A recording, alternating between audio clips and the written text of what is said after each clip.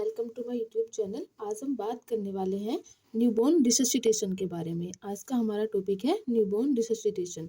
तो वीडियो को एंड तक ज़रूर देखिएगा और अगर आपको पसंद आए तो लाइक शेयर एंड सब्सक्राइब ज़रूर करिएगा। तो हम बात करते हैं ठीक न्यूबॉर्न रिससिटेशन। ये पीडियाट्रिक का टॉपिक है। इसमें बेसिकली होता क्या है, देखिए दो चीज़ें होती हैं। एक तो होता है हमारा essential newborn care, essential newborn care, और एक होता है न्यूबॉर्न रिससिटेशन। पहला न्यूबॉर्न रिससिटेशन और दूसरा असेंशियल न्यूबॉर्न केयर। ठीक, तो ये बेसिकली न्यूबॉर्न बेबीज़ को दिया जाता है। जो बेबी डिलीवर होते हैं उनको दिया जाता है। दोनों ही केयर न्यूबॉर्न बेबी को ही दी जाती हैं, लेकिन दोनों में अंतर क्या है। मान लो कोई बेबी डिलीवर होके आया है, ठीक है, तो अगर वो अच्छे से बिल्कुल क्राई कर रहा है, ठीक, सारी चीज़ें नॉर्मल है, नो प्रॉब्लम, उसको FHR हमने चेक करी, बिल्कुल नॉर्मल है, अच्छे से क्राई किया, ठीक, तो हम कौन सी केयर देंगे, असेंशियल न्यूबॉर्न केयर देंगे। लेकिन जैसे ही बेबी डिलीवर हुआ, अगर उसने क्राई नहीं किया या फिर प्री टर्म बेबी है, तो फिर हम कौन सी प्रोसीजर करते हैं, that is newborn resuscitation. Basically newborn resuscitation उन बेबीज़ को दिया जाता है जो क्राई नहीं करते या फिर जो प्री टर्म बेबी होते हैं, जिनके लंग्स मैच्योर नहीं होते, ठीक, तो उनको कौन सा प्रोसीजर दिया जाता है, न्यूबॉर्न रिससिटेशन। ठीक, तो हम बात करते हैं इनिशियल स्टेप्स की। इसके क्या इनिशियल स्टेप्स रहेंगे।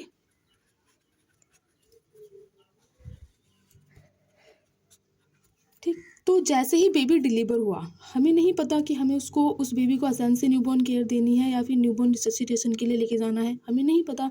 तो हम जैसे ही बेबी डिलीवर होता है, सबसे पहले हमें 3 चीज़ें चेक करनी होती हैं। कौन कौन सी, TTC। पहले T से टर्म, दूसरे T से टोन एंड क्राई। ये तीनों चीज़ें हमें चेक करनी है। जैसे ही बेबी डिलीवर हुआ, सबसे पहले देखेंगे कि जो बेबी डिलीवर हुआ है उसकी टर्म प्रेगनेंसी है या नहीं है, मतलब 37 to 42 वीक के बीच में डिलीवर हुआ है या नहीं, या उससे पहले तो नहीं हो गया, ठीक, या फिर पोस्ट टर्म तो नहीं है, ये चीज़ें चेक करेंगे। दूसरा टोन, मतलब बेबी क्राई किया या नहीं किया, उसकी टोन कैसी है, एक्टिव है या फिर बहुत ही ज़्यादा बेबी एक्टिव नहीं है बिल्कुल भी, ठीक, फ्लैक्स पड़े हुए हैं, उसके जो पार्ट हैं, बॉडी पार्ट हैं वो ऐसे। तो देखेंगे कि बेबी ने क्राई किया या नहीं किया है। क्राई किया भी है तो कैसा क्राई है, बहुत वीक क्राई है या फिर बहुत ही ज़्यादा स्ट्रॉन्ग क्राई है। तो ये तीनों चीज़ें चेक करेंगे। अगर बेबी टर्म है या फिर बेबी ने बहुत अच्छे से क्राई किया, तो फिर कौन सी केयर देंगे हम, असेंशियल न्यूबॉर्न केयर देंगे। लेकिन अगर बेबी ने क्राई नहीं किया और प्री टर्म बेबी है, तो फिर हम कहाँ पे लेके जाएंगे उसको, न्यूबॉर्न रिससिटेशन के लिए हम आगे बढ़ेंगे। ठीक, तो इसके क्या क्या इनिशियल स्टेप्स हैं। देखिए, इसके पहले जो यूज होते थे, प्रीवियसली जो यूज होते थे वो कौन कौन से थे, PSSR। और अभी जो यूज़ होते हैं, रिसेंटली लेटेस्ट अपडेट इसकी ये है कि अभी हमें ये वाले स्टेप्स यूज़ नहीं करने हैं, अभी हमें ये वाले यूज़ करने हैं। लेटेस्ट कौन से यूज़ होते हैं, इनिशियल स्टेप्स के बारे में बात कर रहे हैं। कौन कौन से हैं, TDS, ठीक, T4, और यहाँ पे देखते हैं पहले P4 पोजिशनिंग,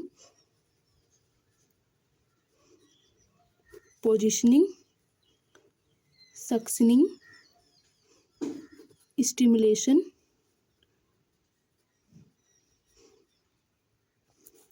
और रिपोजिशन। ठीक, अभी जो यूज करते हैं क्या है वो, टेम्परेचर मेंटेन करेंगे। दूसरा dry stimulation, next position and suction.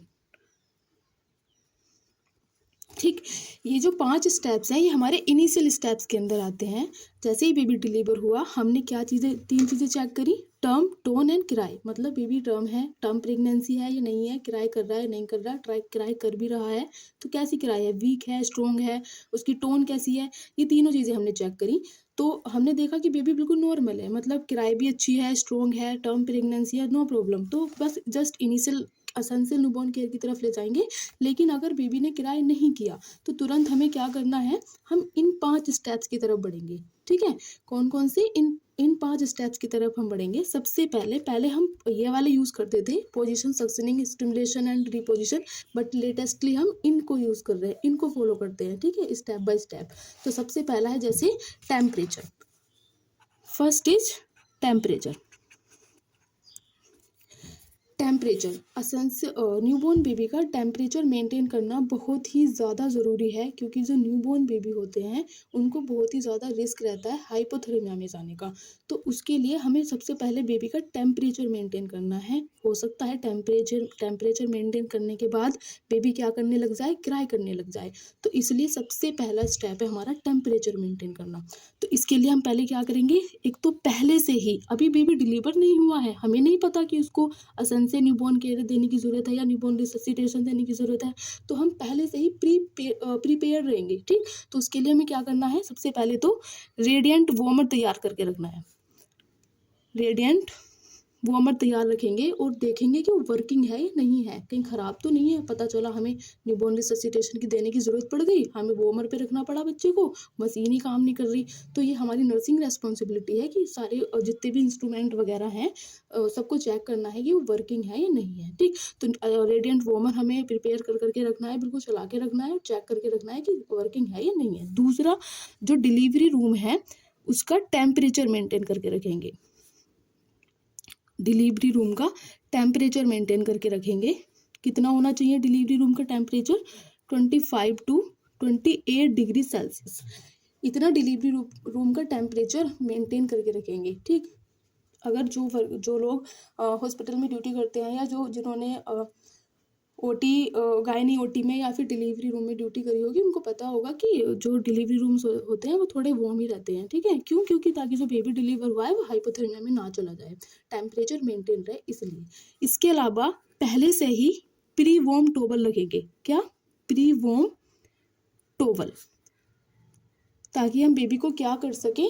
Dry कर सकें। ड्राई करना है, इसलिए हम पहले से ही 2 गर्म टॉवल प्रिपेयर रखेंगे। ठीक, अब नेक्स्ट स्टेप है हमारा ड्राई। तो जैसे ही बेबी डिलीवर हुआ, सबसे पहले हमें रेडिएंट वार्मर भी रख देना है। डिलीवरी का जो रूम टेम्परेचर है उसको मेंटेन करके रखना है, और प्री वार्म टॉवल रख दिए। इन टॉवल से करेंगे क्या? बेबी को ड्राई करेंगे। ड्राई मतलब जो उसके ऊपर एमनियोटिक फ्लूइड लगा हुआ है बच्चे के ऊपर, उसको पोछे के मतलब साफ करेंगे। उसको क्लीन नहीं करना है, ड्राई करना है। क्लीन और ड्राई में अंतर होता है, तो हम ड्राई करेंगे। ठीक, सबसे पहले कहाँ से करना है? स्टार्ट करेंगे फ्रॉम हेड। ठीक है, इसके अलावा बेबी ड्राई करने के बाद हेड से, एक्जिला एरिया से, ठीक है, ग्रोइन एरिया से, सारे शरीर से अच्छे से बेबी को ड्राई करके जो वेट टॉवल होगी उसको क्या कर देंगे? रिमूव कर देंगे। ठीक, वेट टॉवल को रिमूव कर देंगे। ठीक, उसके बाद क्या करेंगे? अगला स्टेप है हमारा स्टिमुलेशन।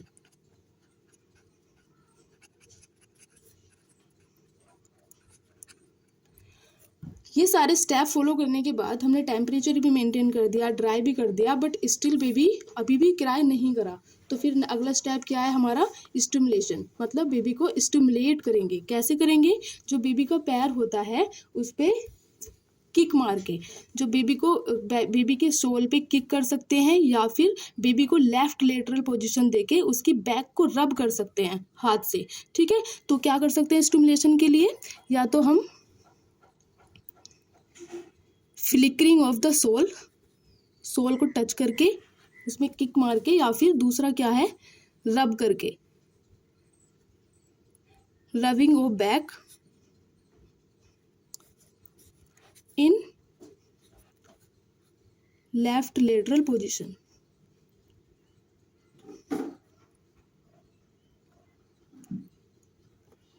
ठीक है, स्टिमुलेट करने के लिए क्या करेंगे? या तो बेबी के सोल को टच करेंगे, या फिर बेबी को लेफ्ट लेटरल पोजीशन देके उसकी बैक को रब करेंगे। अगर अभी भी बच्चा क्राई नहीं किया, स्टिमुलेट करने के बाद भी हमने वार्म भी टेम्परेचर भी मेंटेन कर लिया, ड्राई भी कर दिया, स्टिमुलेट भी कर दिया, but still baby is not cry, then we will go to the next step, that is positioning. That is positioning. Position देने के लिए क्या करते हैं, एक टॉवल को रोल करके, टॉवल का एक रोल बना के बेबी के शोल्डर के नीचे रखते हैं, ठीक है। एक क्या करते हैं, प्लेस करते हैं a pre rolled towel under shoulder of baby, ठीक है।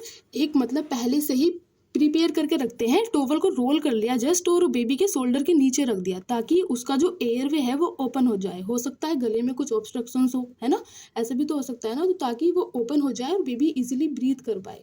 तो और बेबी क्या करे, उसकी जो क्राई है वो क्राई करना शुरू कर दे और उसका जो रेस्पिरेशन है वो अच्छे से काम करने लग जाए। तो इसलिए हम क्या करेंगे, प्री रोल टॉवल पहले से ही प्रिपेयर रखेंगे, तो उसको क्या करना है, बेबी के शोल्डर के नीचे रख देना है, ठीक। अगला स्टेप है हमारा, अगर अभी भी पोजिशनिंग देने के बाद भी बेबी क्राई नहीं करता, then we will go to the next step,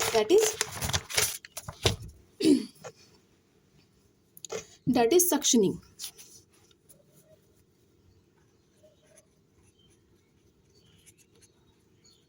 suctioning, अब क्या करेंगे, बेबी को सक्शनिंग करेंगे, ठीक है। सक्शनिंग कैसे करते हैं, कौन सा सक्शन कैथेटर यूज करेंगे, सक्शन कैथेटर का यूज करके क्या करेंगे, सक्शनिंग कराएंगे। साइज की अगर हम बात करें तो अगर टर्म बेबी है, अगर बेबी टर्म प्रेगनेंसी पे हुआ है तो 10 फ्रेंच हम साइज यूज करेंगे, और अगर बेबी प्री टर्म बेबी है तो 6 to 8 फ्रेंच साइज ये रहेगा कैथेटर का। और क्या कहते हैं, सक्शन प्रेशर क्या होगा, suction pressure will be 80 to 100 mm of Hg, ठीक है। और सक्शन करने का सीक्वेंस क्या है, मतलब सबसे पहले माउथ टू नोज करेंगे, सबसे पहले हमें माउथ में करना है और देन नोज को करेंगे, ठीक है। कहाँ तक, अप टू 5 सेंटीमीटर। जो सक्शन कैथेटर हम इंसर्ट करेंगे माउथ में वो सिर्फ 5 सेंटीमीटर तक ही इंसर्ट करेंगे, और नोज में कितना करेंगे, 3 सेंटीमीटर तक। इससे ज़्यादा अंदर तक इंसर्ट नहीं करेंगे सक्शन कैथेटर। इसके पीछे रीज़न क्या है, क्योंकि क्या हो जाती है, वेगस नर्व स्टिमुलेट हो जाती है और वो क्या करेगी, वो क्या कराती है, ब्रेडिकार्डिया मतलब बेबी के हार्ट रेट को कम करेगी, ठीक। समझ आया। सबसे पहले हमने इनिशियल स्टेप्स पूरे करे, बेबी जैसे ही डिलीवर हुआ हमने 3 चीज़ें चेक करी, हमने 3 चीज़ें चेक करी, टर्म, टोन, किराए, ठीक। अगर बेबी अच्छे से किराए कर रहा है, टर्म प्रेगनेंसी है, then we will go to the sensory newborn care, but if the baby don't cry, ठीक है। और अगर किराए कर भी रहा है बट स्ट्रॉन्ग किराए नहीं है, then we will go to the newborn resuscitation, we will do newborn resuscitation के इनिशियल स्टेप्स क्या हैं, सबसे पहले यूज़ होते थे ये PSSR, बट रिसेंटली कौन से स्टेप्स यूज़ होते हैं, TDSPS, ठीक। सबसे पहले टेम्परेचर मेंटेन करना है बेबी का, उसके लिए हम पहले से ही एक रेडिएंट वार्मर तैयार रखेंगे और डिलीवरी रूम का टेम्परेचर मेंटेन करके रखेंगे, और पहले से ही 2 गर्म टॉवल्स प्रिपेयर करके रखेंगे, ठीक। उसके बाद हमें क्या करना है, बेबी को ड्राई करना है। स्टार्ट कहाँ से करेंगे, हेड से, और ऑल ओवर द बॉडी हम उसकी ड्राई करेंगे, और जो वेट टॉवल हो जाएगी उसको रिमूव कर देंगे, और जो दूसरी तौलिया बचेगी उसको क्या करेंगे, उसमें बेबी को रैप कर देगी, ठीक। अगला आता है स्टिमुलेशन। अगर ये स्टेप फॉलो करने के बाद भी बेबी अभी भी क्राई नहीं किया, then we will do stimulation के लिए उसकी जो सोल है बेबी की उसको किक करेंगे, या फिर बेबी की बैक को रब कर सकते हैं हाथ से, ठीक है, लेकिन लेफ्ट लेटरल पोजीशन देके ही रब करेंगे, ठीक। अगर अभी भी बेबी क्राई नहीं किया, फिर हम क्या करेंगे, पोजिशनिंग में क्या करते हैं कि एक प्री रोल टॉवल को, पहले से ही एक टॉवल होती है उसको रोल करके बेबी के शोल्डर के अंदर नीचे रख देते हैं, ताकि जो बेबी का नेक है वो फुली एक्सटेंड हो जाए और बेबी का एयरवे ओपन हो जाए और वो इजीली क्या कर सके, ब्रीथ कर सके, ठीक। अगर अभी भी बेबी क्राई नहीं करता है तो फिर हम क्या करते हैं, सक्शनिंग करने के लिए टर्म बेबी में कौन सा कैथेटर यूज़ करते हैं, 10 फ्रेंच का, और प्री टर्म में 6 to 8 फ्रेंच का। प्रेशर कितना होना चाहिए, 80 to 100 mm ऑफ Hg, और पहले माउथ में करेंगे देन नोज में करेंगे। और माउथ में 5 सेंटीमीटर तक ही कैथेटर को इंसर्ट करना है और नोज में 3 सेंटीमीटर तक ही कैथेटर को इंसर्ट करना है। ठीक, इससे ज़्यादा इंसर्ट इसलिए नहीं करेंगे क्योंकि वेगस नर्व क्या हो जाती है, स्टिमुलेट हो जाती है, जिससे क्या हो जाएगा, ब्रेडिकार्डिया, मतलब बेबी की जो हार्ट रेट है वो डिक्रीज हो जाएगी। इतना करने के बाद अगर बेबी सक्शन तक करने के बाद, ठीक है, इफ जो बेबी की क्या है, FHR, बेबी की FHR अगर इंक्रीज होती है, सॉरी, अगर सक्शनिंग करने के बाद बेबी अच्छे से क्राई करने लगता है, स्ट्रॉन्ग क्राई उसको करने लगता है, देन बस कुछ नहीं करते, फिर क्या करते हैं, रूटीन केयर देते हैं उसको, नॉर्मल रूटीन केयर देंगे जो दूसरे बच्चों को दी जाती है नॉर्मल। बट सक्शनिंग करने के बाद स्टिल बेबी अगर क्राई नहीं करता तो अगला स्टेप क्या है, then we will go to the next step, that is HR check. Baby की क्या करेंगे, HR चेक करेंगे, हार्ट रेट चेक करेंगे। ठीक है,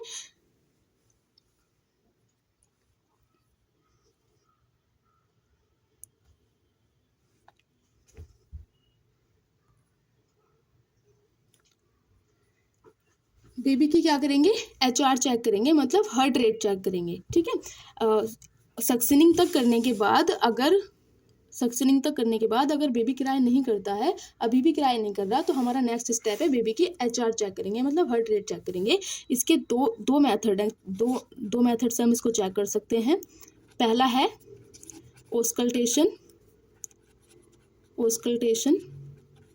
दूसरा है अम्बिलिकल पाल्पेशन। ठीक है, ऑस्कल्टेशन मतलब कि बेबी की जो हार्ट रेट है उसे हम स्टेथोस्कोप का यूज करके हम बेबी के FHR को फील करेंगे। ठीक है, कब तक करनी है, 6 सेकेंड तक करनी है, और मल्टीप्लाई किससे कर देना है, 10 से क्या कर देंगे, मल्टीप्लाई कर देंगे जितनी भी आएगी। ठीक, और या फिर हम कैसे कर सकते हैं, अम्बिलिकल कॉर्ड से पाल्पेट करके हम FHR को भी चेक कर सकते हैं। ठीक, अगर FHR, जैसे ही हमने बेबी की FHR या फिर हार्ट रेट चेक करी, ऑस्कल्टेट करके 6 सेकेंड तक करनी है और मल्टीप्लाई कर देना है 10 से। ठीक, अगर अब दो कंडीशन होंगी, जैसे ही हमने FHR चेक करी, अगर FHR मोर देन 100 पर मिनट है, और if FHR is less than 100 पर मिनट, मतलब दो कंडीशन होंगी। जैसे बेबी की हमने हार्ट रेट चेक करी तो दो कंडीशन होंगी, या तो FHR 100 से ज़्यादा आएगी या फिर 100 से कम आएगी। तो अगर 100 से ज़्यादा आती है तब क्या करते हैं, ठीक है, फिर पोस्ट रिससिटेशन केयर देते हैं,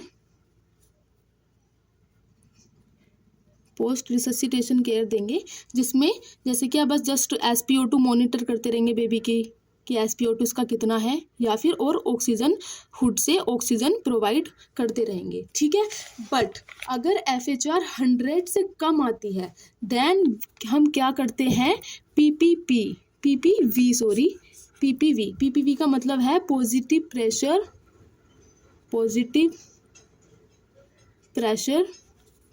ventilation, positive pressure ventilation, Anbu bag, इसको नॉर्मली हम एम्बू बैग भी बोलते हैं, एम्बू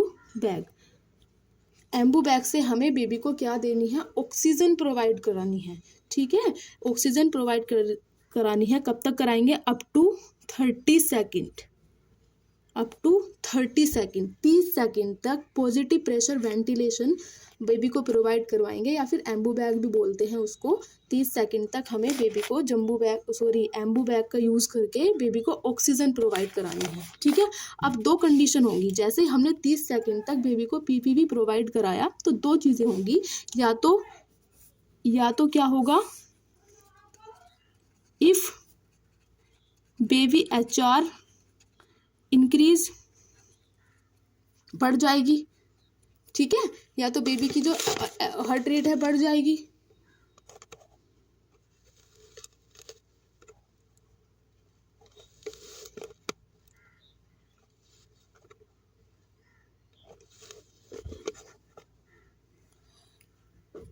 है, दो चीज़ें होंगी। जैसे ही हमने बेबी को जम्बू बैग से एम्बू बैग से या फिर पीपीवी प्रोवाइड किया 30 सेकंड तक, तो दो चीज़ें होंगी कि या तो बेबी की जो हार्ट रेट है वो इंक्रीज हो जाएगी। अगर इंक्रीज हो जाती है तो देन हम कंटिन्यू करेंगे क्या, पीपीवी, मतलब बेबी को पॉजिटिव प्रेशर वेंटिलेशन पे रखेंगे। बट अगर FHR will decrease, if FHR will be less than 60 breath per minute, अगर FHR 60 BPM से कम आई है तो फिर क्या करेंगे, फिर हम जाते हैं कहाँ पे, कंप्रेशन की तरफ। बेबी को क्या प्रोवाइड कराएंगे, चेस्ट कंप्रेशन। ठीक, अगला स्टेप क्या रहेगा हमारा, कंप्रेशन का।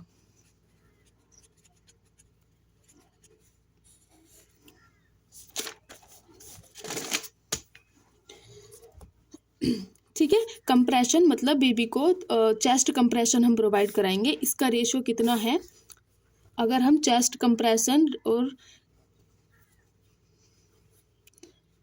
पीपीवी की बात करें, मतलब चेस्ट कंप्रेशन के साथ साथ हमें बेबी को ब्रीदिंग भी प्रोवाइड करानी है, तो इसका रेशियो कितना रहता है, 3:1, मतलब 3 कंप्रेशन पे 1 ब्रीदिंग देनी है बाय माउथ।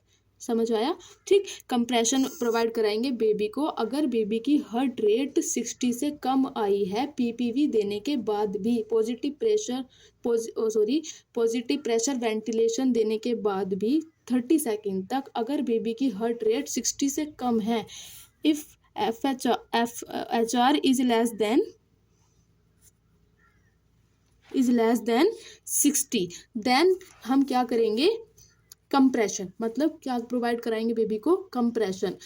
अगर हम चेस्ट कंप्रेशन और पीपीवी की रेशियो की बात करें, ये पॉजिटिव प्रेशर वेंटिलेशन है, तो 3 कंप्रेशन पे 1 हमें ब्रीदिंग, ओरल बाय माउथ हमें बेबी को ब्रीद भी देना है। ठीक है, तो उसका रेशियो कितना है, इतना। और कैसे देना है, बाय 2 फिंगर, 2 फिंगर टेक्निक का यूज करके देना है, या फिर थंब का यूज करके देना है। बेस्ट हम थंब को प्रिफर करते हैं। ठीक, कब तक देना है, 60 सेकेंड या फिर 1 मिनट तक। ठीक है, आगे चलते हैं। अगर 60 सेकेंड तक चेस्ट कंप्रेशन देने के बाद भी अगर अब भी फिर 2 चीजें होंगी, कौन कौन सी, या तो HR इंक्रीज हो जाएगी। ठीक है, अगर HR इंक्रीज हो जाती है देन बेबी को कहाँ रखेंगे, पीपीवी पे, पॉजिटिव प्रेशर वेंटिलेशन कंटिन्यू रखेंगे। बट अगर HR अभी भी क्या है, डिक्रीज हो रही है, ठीक है, अभी भी क्या है, 60 BPM से कम है, ब्रीथ पर मिनट से कम है, तो फिर हम क्या करेंगे, देन लास्ट स्टेप आता है क्या, देन हम एड्रेनलिन देंगे बेबी को। एड्रेनलिन देंगे बेबी को, कैसे देना है, कितने रेशियो में देना है,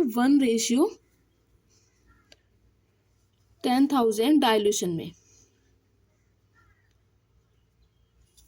ठीक है, समझ आया। डोज कितनी रहेगी इसकी, 0.2 ml पर kg बाई अम्बिलिकल वेन।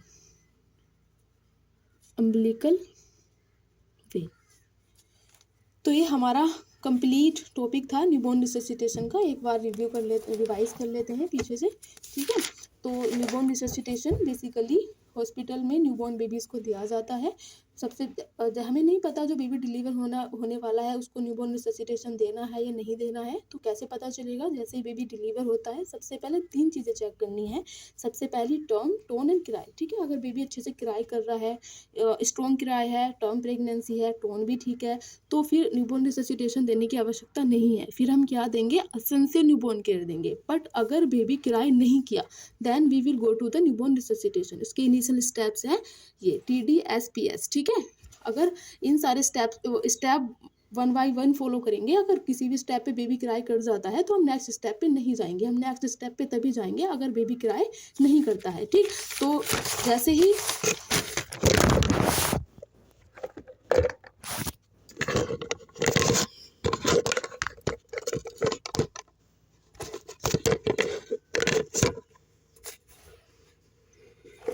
ठीक, तो जैसे ही सक्शनिंग तक देने के बाद अगर बेबी अच्छे से क्राई करने लग गया, then no need to the next step, बस हम बेबी को क्या करेंगे, ऑब्जर्वेशन में या फिर रूटीन केयर देंगे। बट अगर सक्शनिंग करने के बाद तक बेबी क्राई नहीं किया, then we will go to the HR check, मतलब बेबी की हार्ट रेट चेक करेंगे। 2 मेथड से कर सकते हैं, एक ऑस्कल्टेशन और एक अम्बिलिकल पाल्पेशन, ठीक है। अगर FHR